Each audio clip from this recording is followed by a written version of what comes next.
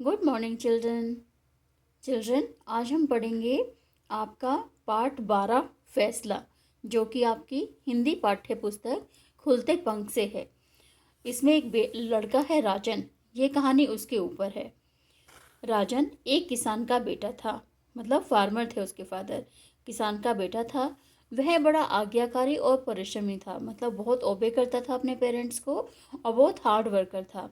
वह गांव की पाठशाला में पढ़ता था, मतलब वो गांव के स्कूल में पढ़ता था और अपने पिता के काम में उनकी मदद भी करता था।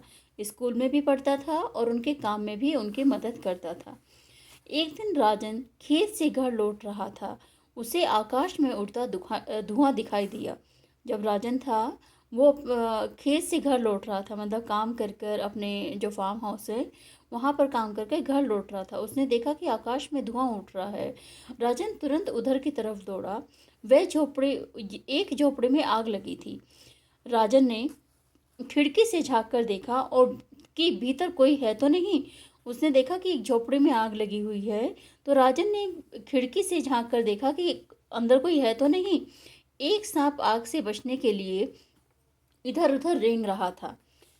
मतलब एक एक सांप अंदर था जो कि आग से बचने के लिए इधर उधर घूम रहा था।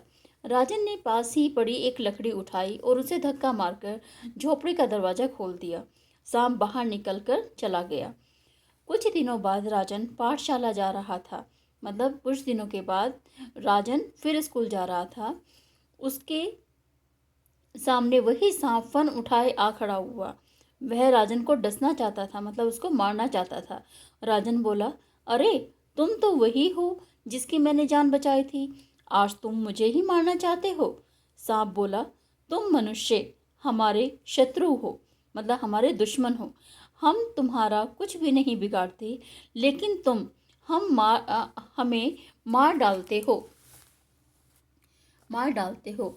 हाँ, एक बात ठीक है कि उस दिन तुमने मेरी जान बचाई थी। वो कह रहे हैं कि हम जो जानवर हैं या जो तुम हमें मार डालते हो, जबकि हम तुम्हारे कुछ भी नहीं बिगाड़ते। लेकिन एक बात सही है कि उस दिन तुमने मेरी जान बचाई थी। इसलिए चलो किसी से फैसला करवाते हैं कि मुझे तुम्हें डसना चाहिए या नहीं। सांप बोलता है, चलो तुमने उस दिन मेरी जान बचाई थी तो हम किसी से फैसला करवाते हैं, मतलब किसी से निर्णय ले आते हैं कि मुझे मारना चाहिए तुम्हें या नहीं, डसना चाहिए या नहीं। दोनों एक वृक्ष के पास पहुंचे, मतलब दोनों एक पेड़ के पास पहुंचे, जैसा कि आप पिक्चर में देख रहे हो। पहुंचे। राजन बोला, देखो भाई, मैंने इस सांप को आग से बचाया। यह मुझे ही मारना चाहता है। क्या यह ठीक है? वृक्ष बोला, हाँ बिल्कुल ठीक ठीक है। तुम मनुष्य को ही हो ही ऐसी। और वो जो वृक्ष था वो भी बोला, हाँ ठीक है, तुम मनुष्य हो ही ऐसे। मैं तुम्हें फल देता हूँ, छाया देता हूँ, हवा को शुद्ध करता हूँ, पर तुम लोग मुझे कष्ट देते हो और काट डालते हो। राजन चुप रह गया। वे दोनों और आगे बढ़े और एक तालाब के पास पहुंचे। राजन ने तालाब से कहा, देखो मैंने इस सांप की जान बचाई और यह मुझे ही मारना चाहता है। क्या ये ठीक है? तालाब बोला, हाँ बिल्कुल ठीक है। तुम मनुष्य पानी के बिना जीवित नहीं रह सकते। मैं तुम्हें पानी देता हूँ, लेकिन तुम कपड़े धोकर पशु नहलाकर मेरा पानी ही गंदा कर देते हो।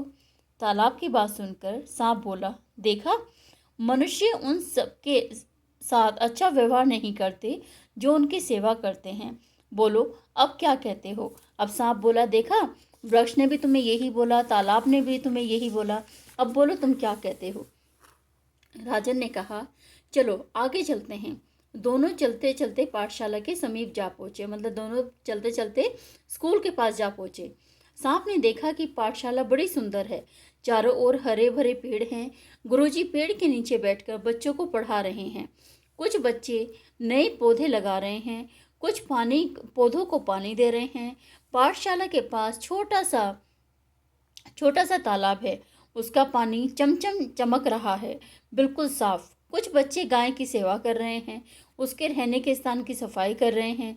राजन ने कहा, चलो गुरुजी से पूछते हैं। सांप बोला, नहीं, अब इसकी कोई आवश्यकता नहीं है। मैं समझ गया हूँ कि मैं अब तुम्हें नहीं डसूंगा। यह कहकर सांप चला गया। तो बेटा, हमने इससे क्या शिक्षा ली? हमने लिया कि सब मनुष्य एक जैसे नहीं होते हैं। कुछ लोग होते हैं जो हमारी पर्यावरण है उसको नुकसान पहुंचाते हैं।